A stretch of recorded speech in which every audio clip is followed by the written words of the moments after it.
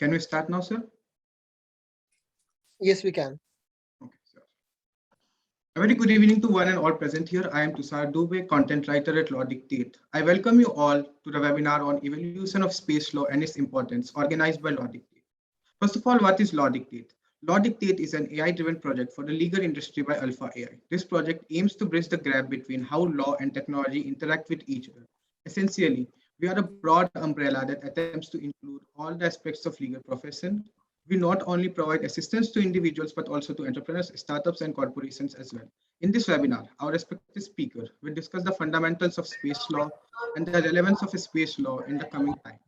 Moving to speaker introduction, today we have with us Ms. Anwesha Pathak, who is pursuing her PhD in Air and Space Law and currently working as an assistant professor at the University of Pune. She is a dedicated researcher with several national and international publications under her name. I welcome you to the webinar. We are glad to have you here, ma'am. Thank you. Participants, please stay till the tune of the program. We have extra work for you. Over to you, ma'am. Okay, so I will be sharing my screen so I have the rights, right? Yes, ma'am. Okay. Just give me a moment. You want my video to be on? How is it supposed to happen? It would be great, ma'am, if your video is on. Okay.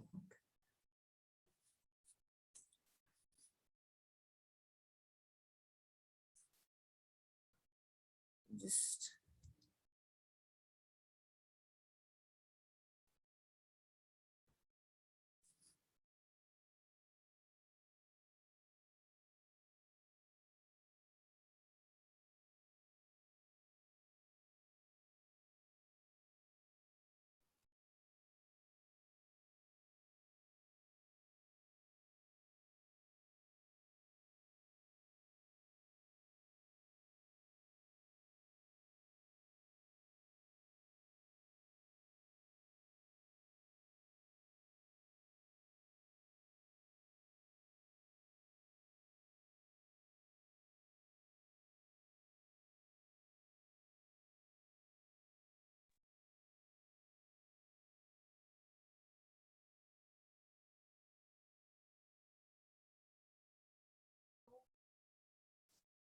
ये आज तक इतना की है कोई ऐसा चीज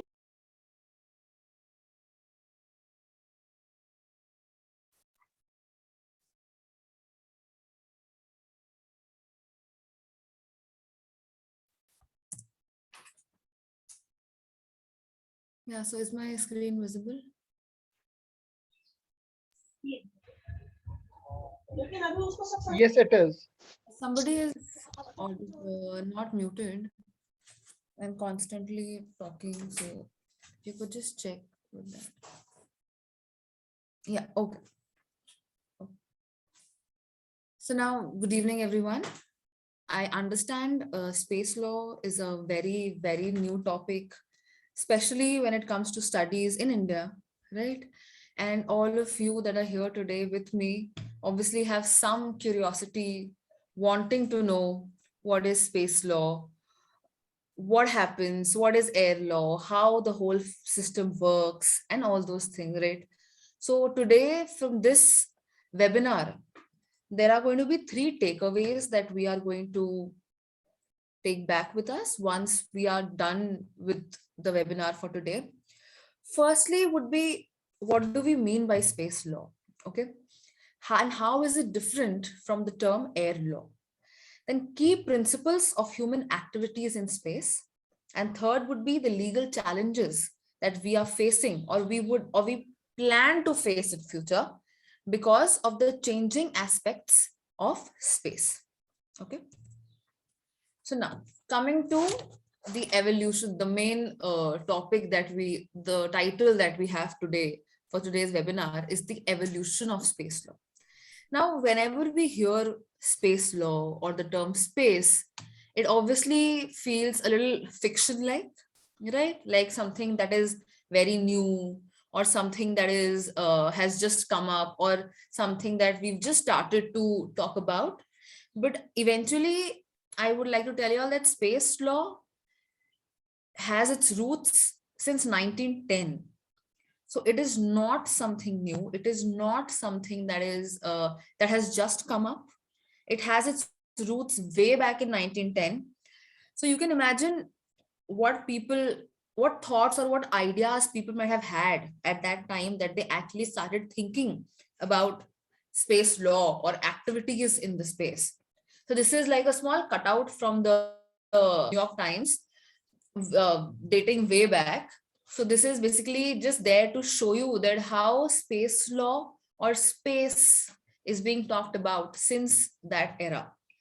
Now, the main evolution or the main beginning of space law, or other say treaties concerning space, began to happen when World War II was about to take place, or just after the World War.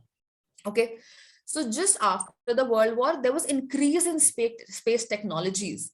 USSR, USA, Germany, all these countries started to investigate more about space, started to interfere more into space, started to increase their activities more in space. Okay.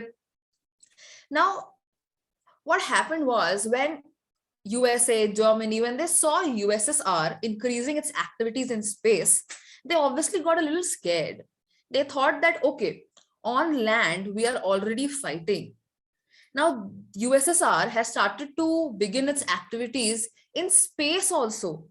So this was actually a fear that came into them, that came inside them, because of which they started making treaties, or they started making laws, or started making committees that would govern all this.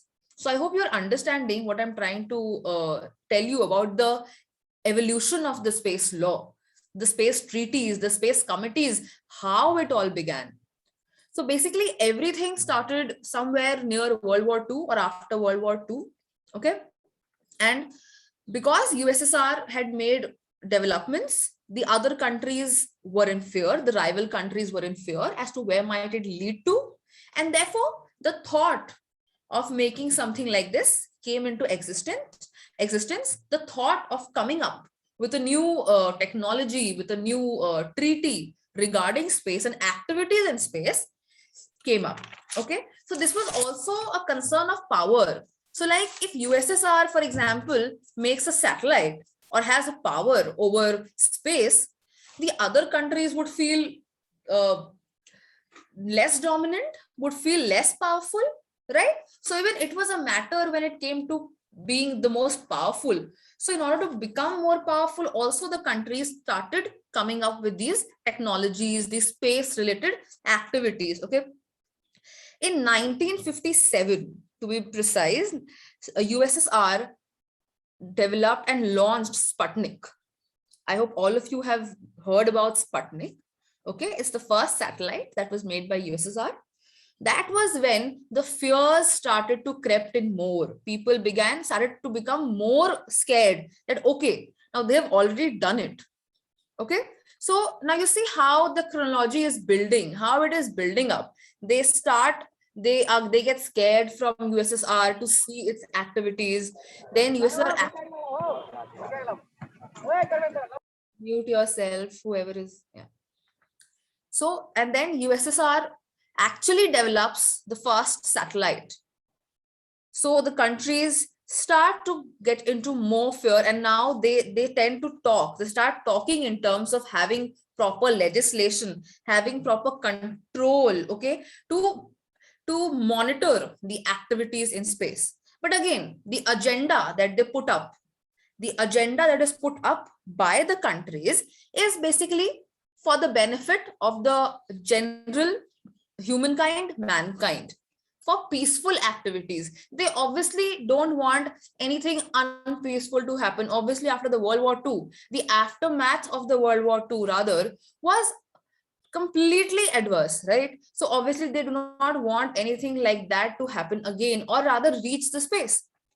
So that is why they start talking in terms of creating committee that would monitor the activity of countries in space. So this leads to a UN committee being created. Okay, so a committee by the United Nations in 1959 was created, and that committee was known for its peaceful use of outer space, Committee on the Peaceful Use of outer space. Now, leading from the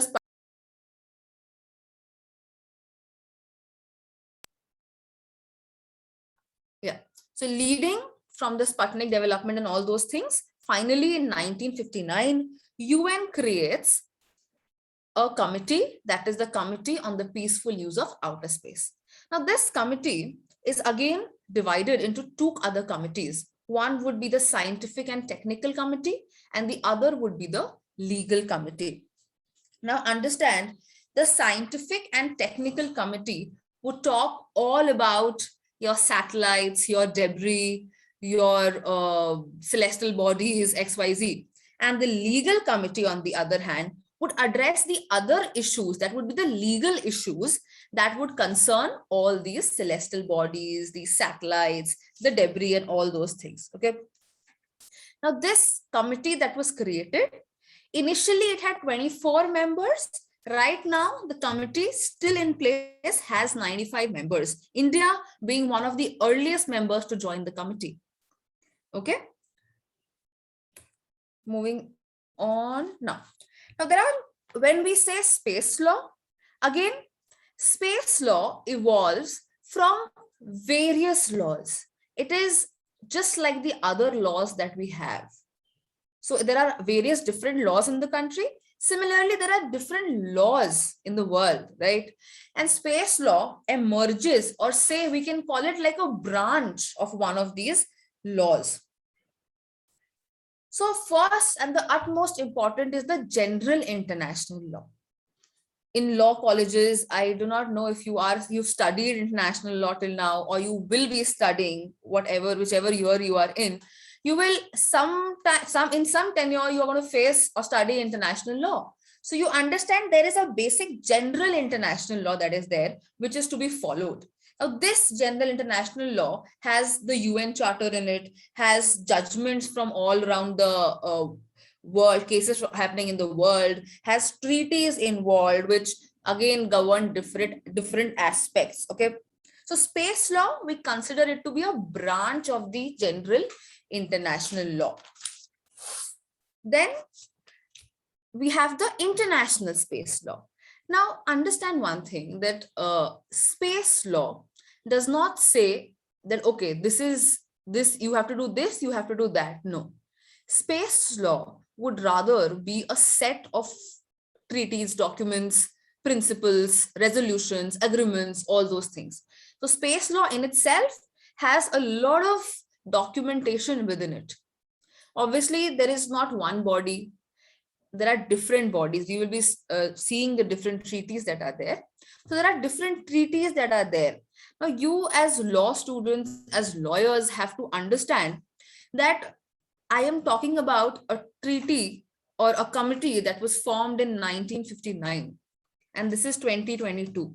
So obviously, we do not have a perfect law that governs space, or a perfect law that would talk about the activities in space. But yes, we do have certain basic laws, like your international law, like from where we can take in inputs to create a better law. Of course, we have seen innumerable developments in space or in matters related to space. So again, a law, if it would have been in function, say a specific space law in 1959, it would definitely have seen many changes because of the changing technology that we have been using, right? So after this, there is other fields of international law. There are regional and national laws. Okay, so like the European Space Agency, Europe has a special space agency. Here, international law is giving the right to countries, to nations, to develop their own national laws. So you see how wide, rather, I would say, the scope is, wherein UN is actually giving countries to come up with their own national laws when it comes to space, or when it comes to things to do in space, right? Like India, if I do not know how many of you are aware, India itself is developing a new national space law. We are still in in the billing and drafting and all those things. But India itself is coming up with a new national space law. Europe already has a space law. Okay. So this is how the whole structure works. Okay. So we have the general international law, which sets up the basic guidelines as in what is to be followed. Then we have this international space law, which will tell us about all the documents, treaties, XYZ. Then we have the other laws that are there. Then the national laws. And then lastly, we have soft laws. Now see, soft laws, when I say soft laws, I am talking about general guidelines. Now understand, these guidelines are not legally binding. Okay, now because they are soft laws, it is always that the hard laws are binding and soft laws are not binding. So these soft laws, they are not binding, they are just guidelines. So if there are two countries who are performing, say, the same activity, they at least know that, okay, fine, these are the guidelines, I have to abide by them. Okay. Yes. Now see, these are the main treaties, or say the main conventions when it comes to space law. Outer Space Treaty was made in 1967. 110 countries have adopted this treaty. Sorry. This treaty now lays down the principles of how we should conduct space activities, how we should use the space celestial bodies, how we should conduct space activities. Now, certain principles from this treaty were more amplified, and as they were amplified, they were made into these small agreements and conventions whose names you are seeing here. So first came the Outer Space Treaty. Outer Space Treaty defined your parameters when it came to space, what is to be done with space, what activities can we carry out in space. And after those parameters were set, divisions came into existence. That was the Rescue Agreement, Liability Convention, Registration Convention, and the Moon Agreement. Now, Rescue Agreement that was made in 1968 talks specifically about the rescuing part, the rescuing of astronauts and satellites. Okay, so if at all an astronaut, say an astronaut belonging from US, okay, while returning back to Earth, he meets with a fatal accident and he is landed in China. He needs to be rescued from there, correct? So the Rescue Agreement talks about the rescue of the astronaut. Say, forget China, if the astronaut is lost somewhere in the space, he's stuck somewhere in the space, his satellite, his spaceship gets stuck somewhere, his rescue, everything to do with his rescue, everything to do with the procedures, everything to get him back is written in the Rescue Agreement. Okay, so Rescue Agreement specifically deals with the rescuing of the astronauts. Okay, next comes the Liability Convention. Now, Liability Convention basically liability comes from the word liable. Liable meaning who will be responsible for. Okay, so whenever you're studying these legal terms, try and take out their English meaning and try and relate them. So it mostly works like that. So liability comes from the word liable. Liable means who will be responsible for. So the Liability Convention simply talks about who is going to be responsible for any kind of damage that is caused by any satellite, any space body.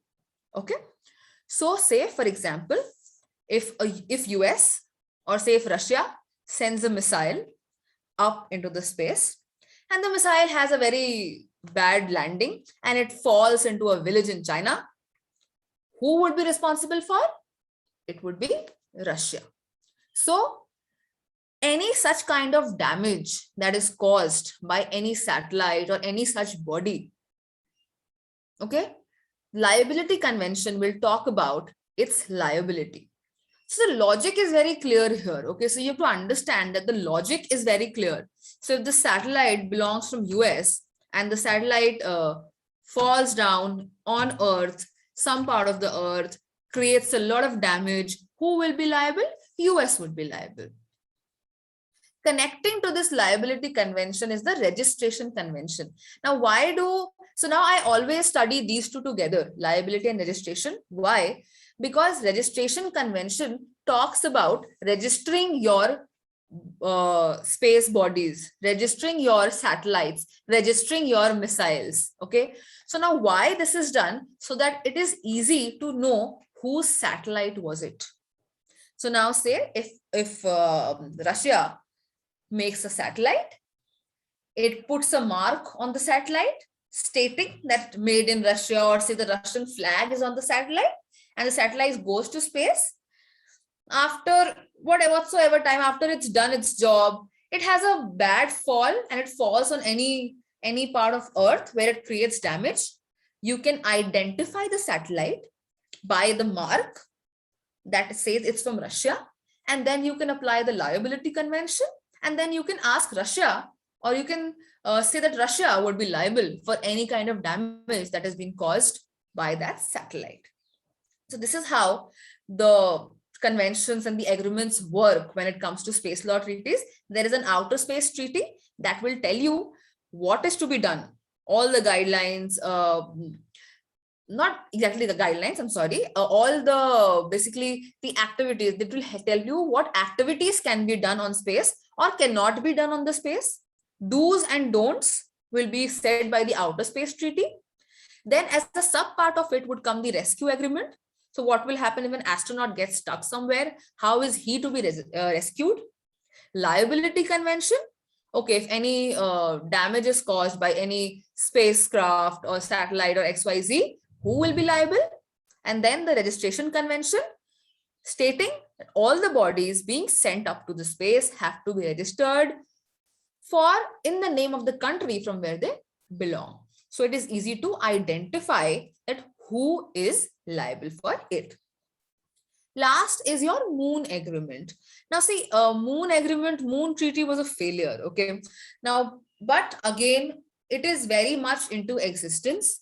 Now, problem with the moon agreement, I'll tell you the problem. Okay, let's not get into detail when it comes to the moon agreement.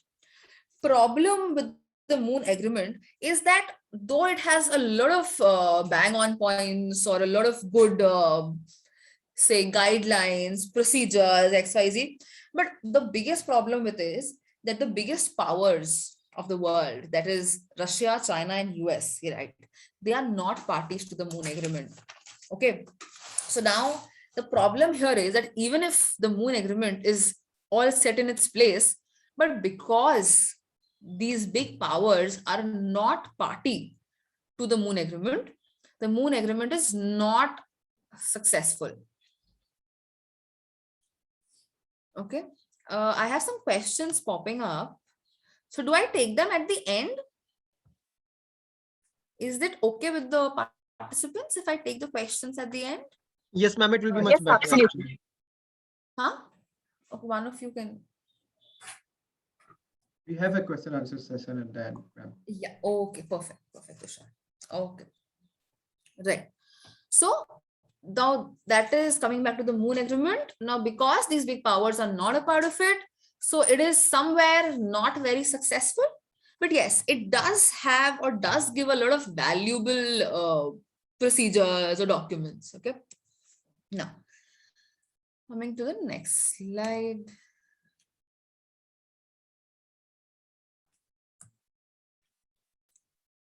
Okay.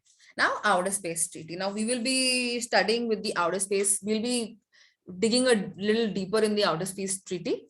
Now, outer space treaty, basically, I told you it is a treaty on principles governing the activities of space states in the exploration and use of the outer space.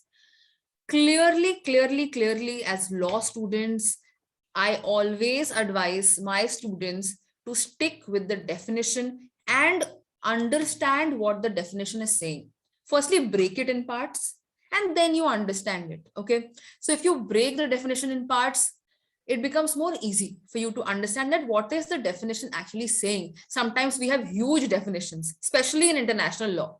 So the best way is to actually break them down, read them line by line, and then understand it. So see here, the Outer Space Treaty specifically is a treaty that is governing the activities of states in the exploration and use of outer space, including moon and other celestial bodies. I told you 110 countries have agreed to be a part of it. Okay. Now, space law, I think all of us know by now, we've come till this far that it is only and only bodies in the space. Okay. All your celestial body, the moon, the asteroids, all the bodies that are in the space will be governed by space law. And space law, again, is just the body that has or only deals with treaties, principles, documents, procedures. Okay. Not procedures. I'm sorry, I'm saying procedures again and again, but yes, principles, treaties. Okay. Now what, just give me a minute.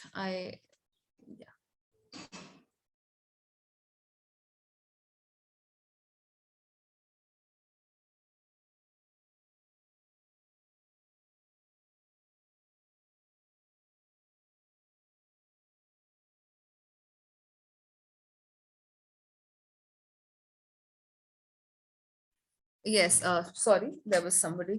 Yeah. So coming back to do's and don'ts of the Outer Space Treaty. Okay.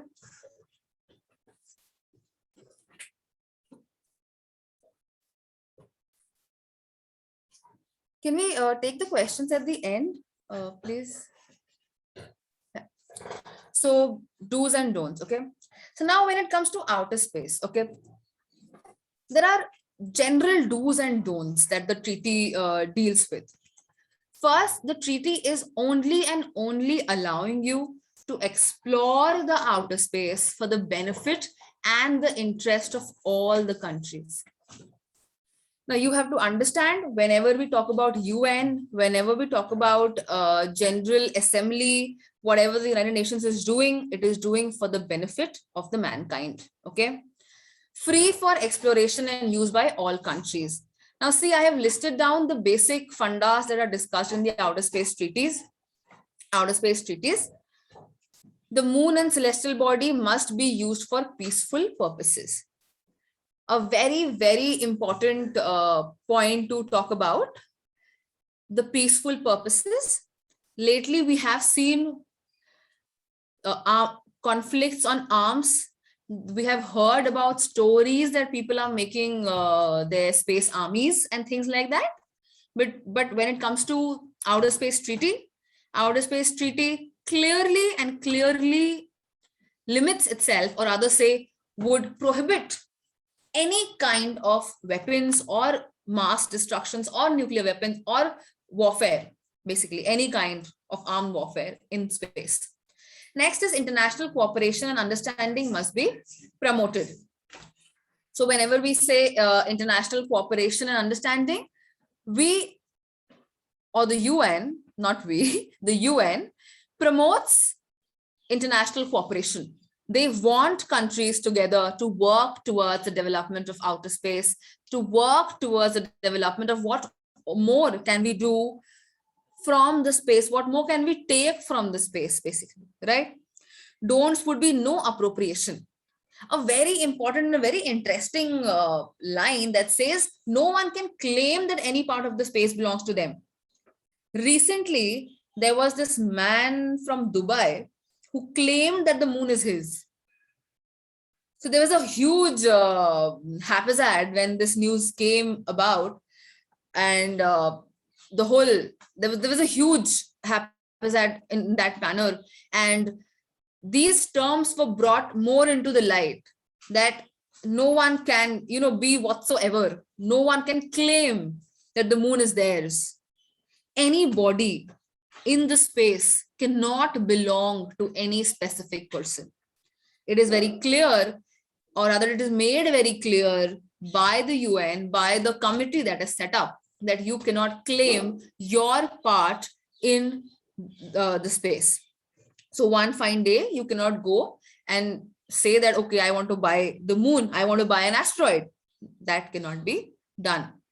Hoisting a flag does not indicate that this part belongs. So now we have seen astronauts go up on the moon, right? So they actually, the main agenda or the main act where they hoist their flag or say they wave their flag is because they just want to say that they are there, they've reached there, they have they've made the country proud. It's their existence that they have landed on the moon, they were the first ones or the second ones or XYZ. So it is just an action or a proud moment for them. By hoisting the flag, it will not mean that the moon belongs to them. Okay. Next is no nuclear weapon or weapons of mass destruction. Like I told you, armed warfare not allowed. Okay, a big no to any kind of weapons in the space. Now, the Outer Space Treaty also talks about certain obligations that are there.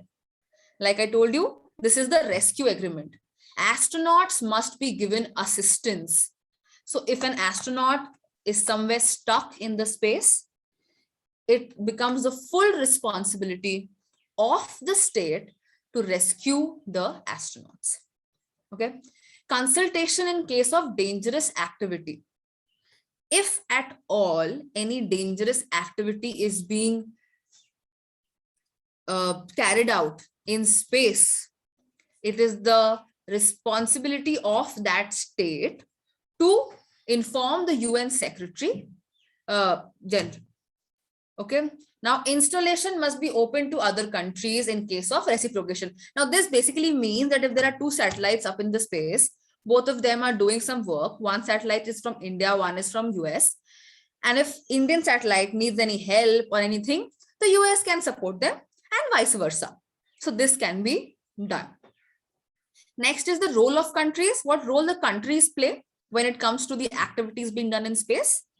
So the states are responsible for their national activities in space. Like I told you, whoever satellite is responsible, they would be liable for the damage that is caused. Okay, so states are responsible for their national activities in space. Launching states are liable for the damage caused by their space objects. I have told you this before in Liability Convention, that whichever state satellites belong, they would be liable. States have jurisdiction and control over their registered space objects and its personnel. So obviously, if I send a satellite to, if India sends the satellite to space, India would have control over that satellite. So these are your basic do's, don'ts, obligations, role of countries that are there. Okay. Now, a very most often asked question is, how is air law and space law same? So law students, it is not the same. It is as different as your torts law, contract law. So it's like a complete different law that is there. Like I told you in the previous slides, that space law is only and only concerned with activities that happen in space. But when it comes to air law will deal with the territory that is beyond the state, where the airplanes fly, your air force come into picture, all that things will happen when it is air law. But space law, it is completely the outer space and has completely different set of laws. Now, so okay. Now, challenge, obviously, because it's a very dynamic concept that is there, it has a lot of challenges that you cannot ignore.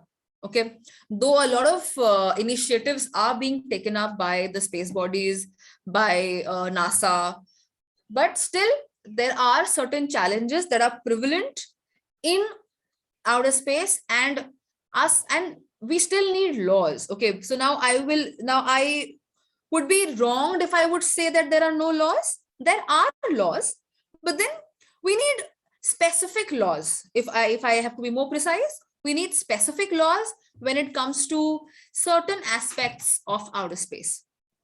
Okay. Now dealing with the challenges. Okay. Debris. Now debris, I will explain to you all what is debris in the first place. So imagine a satellite that is sent to space from India in 2022. Okay. Say 50 years later, the satellite has wears off meaning has become obsolete, has become old, and now is about to demolish or is about to degrade. So usually satellites are built in a manner that they degrade, demolish, disappear in space only after their role is completed. Okay.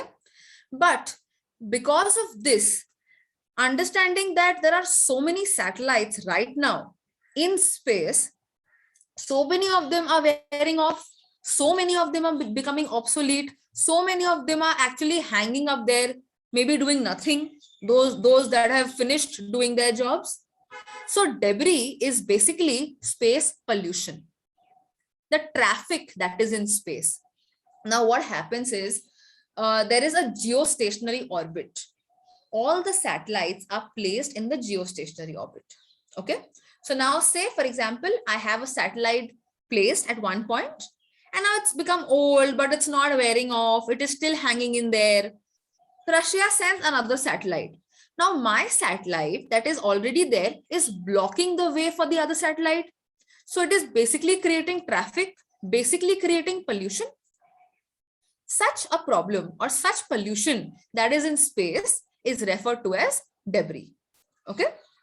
So debris is one of the biggest challenges that we face when it comes to outer space.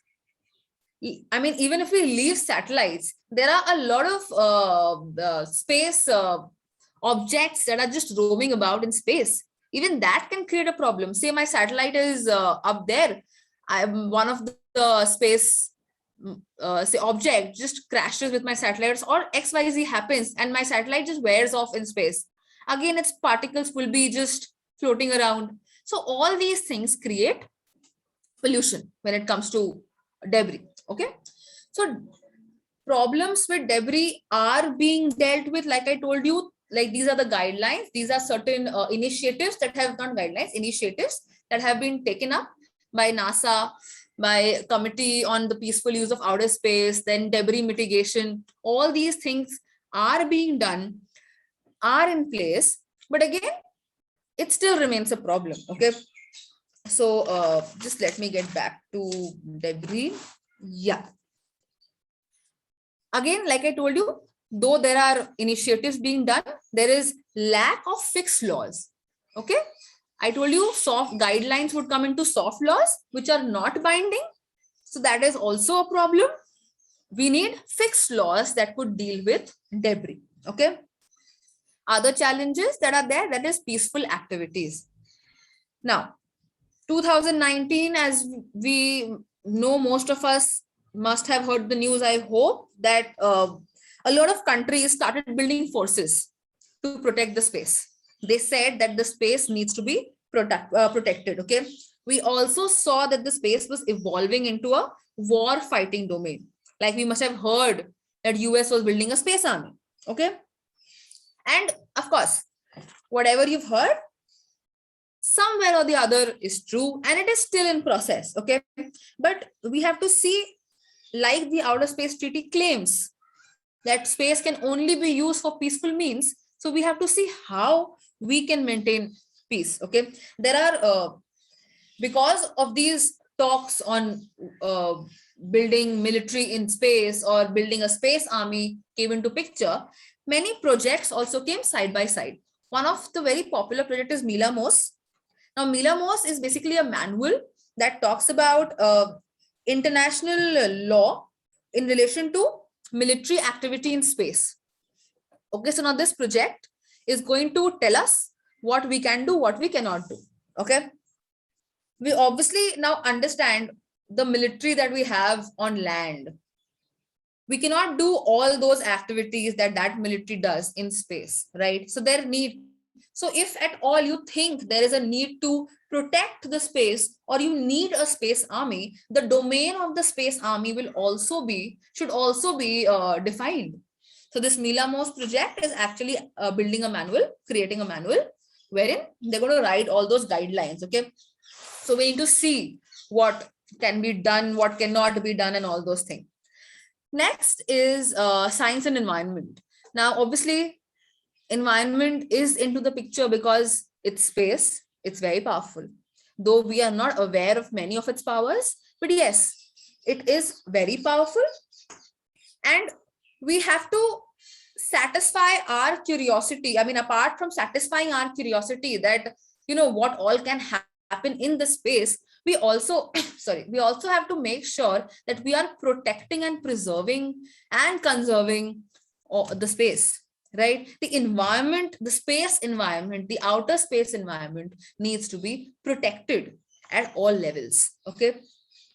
Now there are certain projects like cost power. They are coming into picture. Now these projects are restricting the exploitation of resources in space. Okay. There is a project called as Starlink constellation. I am not sure if you know about that project. It is basically interfering. Now the Starlink project is interfering with data of scientific observation.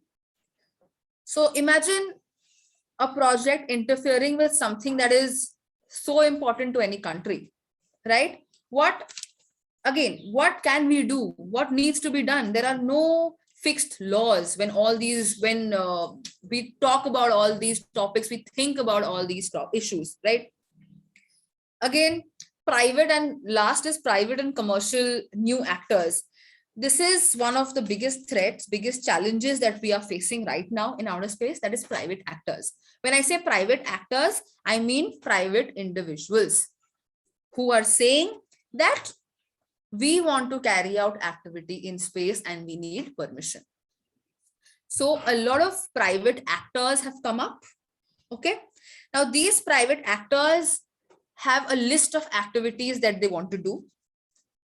Now the point is, should we allow them to do or should we not allow them to do? There is a term called as asteroid mining. Okay. Now all of you know what asteroids are, and mining is basically to dig it more to see what useful minerals can come out of it. Okay, or what useful things can come out of an asteroid.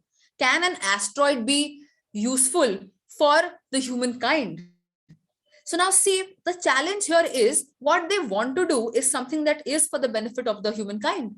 They're trying to take out things from an asteroid, mine an asteroid for benefit of the humankind. But would it not be the exploitation of a space object? Would it not be the exploitation of a space body? It would be, right? So now this is where we need guidelines. This is where we need proper laws. This is where we are lacking. Like we say, law has loopholes. There is no law that is perfect. Every law, there are loopholes, right? It is a good lawyer who actually identifies those loopholes and then proceeds further, right? So every law does have loopholes, and same is the case here. So asteroid mining, Hague International is actually working on a certain project, a certain set of laws, wherein it is going to come up with some procedure as to what is to be done and how it is to be done. Okay, so see, all these things, though they are very new, but you have authorities working upon it, right? So if US says that we will allow our citizens to go and mine the asteroids, then they need to follow a set of regulations, right? So those set of regulations are right now in talking.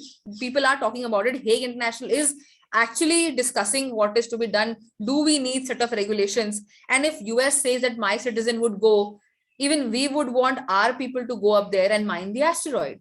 So it needs a proper plan. And again,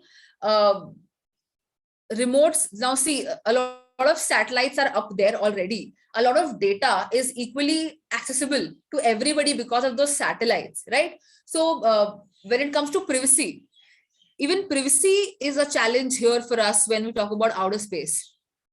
You don't know who is jamming your data, who is jamming your satellites and recovering all the data, right? So it can actually pose a threat to national security. Cyber security plays a very important role here when it comes to satellites, because all these can be easily jammed. It is nothing like it cannot be jammed. So privacy is infringed, national security, there are threats to national security. So we have a lot of challenges when it comes to space laws or outer space treaty. Okay. Okay. Yes, I think now coming to India, now many of us feel that India is slow in this particular field, or is a late starter, but actually we've been involved in this field, say since late 50s, late 60s. I do not know if all of you are aware of this OTT series that has come up, Rocket Boy, that shows Dr. Vikram Sarabhai and Homi J. Bhabha, how they are setting up the rocket, how they are working. If you've not seen, please see it. It will tell you a lot about the history behind the development of space law in India. So when I say that space law in India has been prevalent since 1950, I talk about Dr. Vikram Sarabhai, the Indian space research, right? And his launching the first rocket. With again, the series also shows APJ Dr. Kalam assisting Dr. Vikram Sarabhai. So it's beautiful. If you want to actually see the history of Indian space law, Indian space beginning in India, please watch it, and it will tell you, will give you a lot of information. So yes, in India, space law, space activities, space exploration has been in place since the late 50s, late 60s. Okay. Now, the basic or the main agenda in India, that is, or say the main problem in India is that, see, ISRO in itself, the main body ISRO that is there, it is being supported by 500 different entities. Now, all these entities are private bodies. Now, tomorrow, if there is a space startup or these space entities want to do something big, there are a lot of formalities involved. Firstly, a private body is not given that much, is not dealt with that much trust, or is not given that much power. So in India, the basic problem that we are facing is the non-recognition of private bodies as compared to the public bodies. So we rather should have, or rather, in my opinion, we should come up with some procedure, some body that would give equal halves to both private and public bodies, so that together we can create something extravagant, right? And probably India, we have great scientists in India. We have a great system coming up. But again, there are, like I told you, India is developing its national space law. So things are in place, things are coming up. Lot of bills are there still to be approved. Okay, a lot of that is in process when it comes to India. The only struggle in India is with the private bodies, that they are struggling, because there are some good private bodies that are coping up with ISRO. But again, due to the same public-private rivalry, they're not being highlighted, right? So lastly, I would like to say that space is not just, or not limited to only geopolitical and technical, okay, or scientific. It is also cultural, social, and it belongs to all of us. So being a lawyer should not stop you from exploring the space, thinking that you're not a scientist. Being a lawyer, you can actually explore more. You can dig in more by finding out what are the legalities. See, the law is everywhere, right? We as lawyers understand that law is everywhere. And be it science, be it any other, be it fashion, be it any other field, entertainment, you need lawyers, right? And everything has a legal aspect back to it. So space law is a very, very interesting field, a very upcoming field, right? So I hope that people who are attending this session here with me today have gained or are a little motivated to study more on this topic.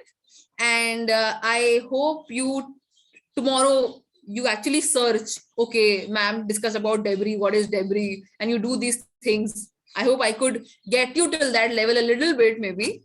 So thank you. I think that is all. And if there are questions, I'll just check the chat box. I think there are a lot of questions there.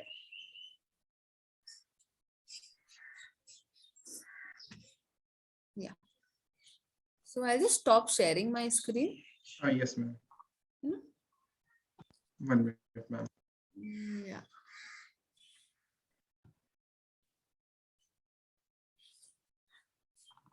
Okay. First of all, thank you, ma'am. It was a pleasure having you. The session was very insightful and well planned. As a law student, I got to learn so much new things.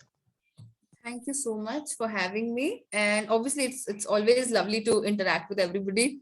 It's more fun in the question answer round because I tend to get a lot of interesting questions. Let me just scroll up. Okay. When ma'am has written the question, should I read out to you? Yeah, if that is okay. So which court will have jurisdiction to decide? Yes, ICJ. ICJ plays the role there. Again, ICJ ke legality pe to we all know how it is. So ICJ, but ICJ is the main body that will function when it comes to international matters. But then don't forget, it is not complex. Like I told you about the liability and the registration part, that makes it very easy. Whichever state, that will be responsible. Okay. Also, ma'am, Divyansh is asking whether only state can be the parties in dispute regarding space laws or private individual can also be sued for breach of space laws. Yes, they can be, but as far as this is concerned, abhi private authority mili nahi hai logo ko. So yeah, so right now there is no involvement of the private bodies. Yes, ma'am. Divyansh is also asking, ma'am, how can we practice space laws? Okay, Divyansh, so initially in India right now, there are only 2-3 colleges that have courses in space law, that too a diploma or a certificate course. I do not know of any college right now that is in India that is giving you a master's degree or some degree like that in space law. But yes, you can, like I am pursuing my PhD in this topic. So of course, when it comes to career-wise, I think you can get acquainted with your Indian space organizations that are there, which might help you or which might guide you more as per, or you can ask them if they, legality wise, if they have any career opportunities to work with them. If you specifically want to practice in space law, or else if you can go abroad, there it's vast. But I'm sure, Divyanshu, which year of law are you in? I just want to know the year.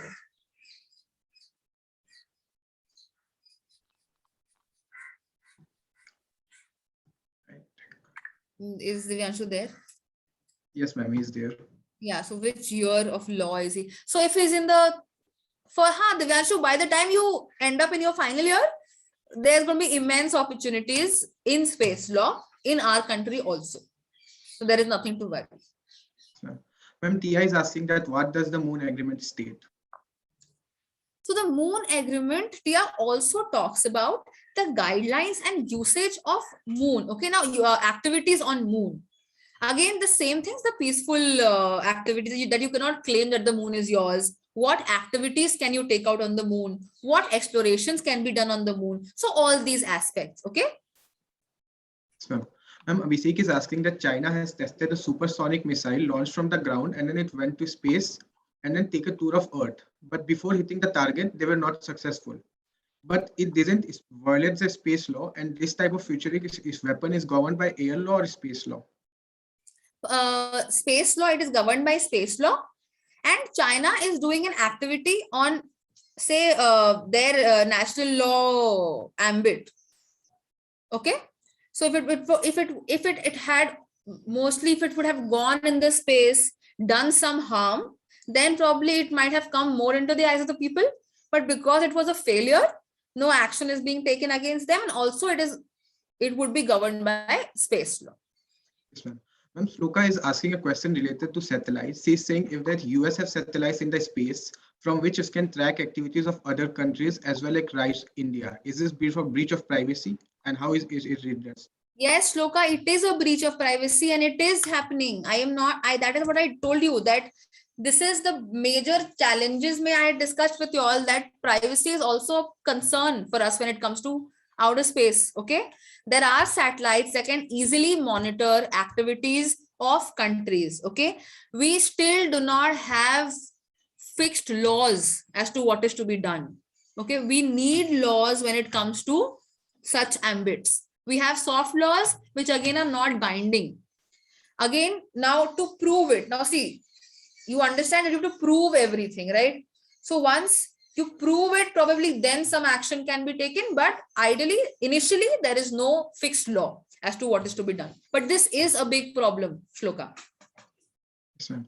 Ma'am, Nakul is asking that celestial body doesn't belong to any country, but today we can see that people purchasing land on moon. So it is possible in the future that we can own space bodies. Nobody is purchasing land on moon. This was a big rumor or a big. I mean, I have also read the news on people claiming that the moon is theirs, but no, you cannot claim land on moon. You cannot claim or you cannot say any celestial body laws. It's a completely no. 1+60, I don't know what his name is, asking that with powerful countries exploiting space more and more, can it turn dangerous to small and less equipped country in the future? Okay, I think I would say yes, it would. But again, you have to understand that exploitation up to a certain level only can be done, because there are bodies monitoring it, right? And outer space treaty is for everybody. Outer space treaty does not say that if you are an underdeveloped country, I am not yours. I am only for developed countries, right? So outer space treaty ka ambit, it governs all the countries, underdeveloped, developing. So obviously it might be a risk. It might definitely be a risk, but hopefully the underdeveloped countries might also reach there by then. If not, the law will protect them. The outer space treaty will protect them. Also, ma'am, Divyans is asking that are there any law firms in India which practice space laws? Divyansh, थोड़ा research करना पड़ेगा इसमें. I am also not very much aware of this, any law firms practicing. But yes, bodies, the private bodies that are developing, that are building satellites or materials related to satellites, they might need space lawyers. And there are few bodies, organizations in Bangalore. Okay, names, you have to do the research, Divyansh. US has spy satellite. Now, what do you mean by that, Rahul? Everybody, okay, let's not get into spies. So if anyone has any more question, we're gonna wait for a minute and then we can move on.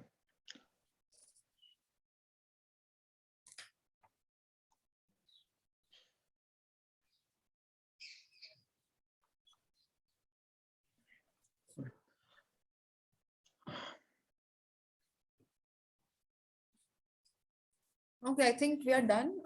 Yes, ma'am. Yes, ma'am. We are done. Thank you for the time, ma'am. Thank you so much. So there will be a link sent in the chat box. Guys, please fill your attendance. And then I have told you to wait till the end. Okay, so wait a minute. The questions is coming, ma'am. Should we adjust them?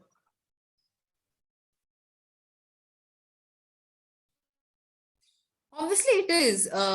Obviously, spying is a breach of privacy. And like I told before, like some Tia, I think, had asked this question, that if any country is spying on the other, we are still working on the laws. We do not have fixed laws. Okay, firstly, you have to prove it.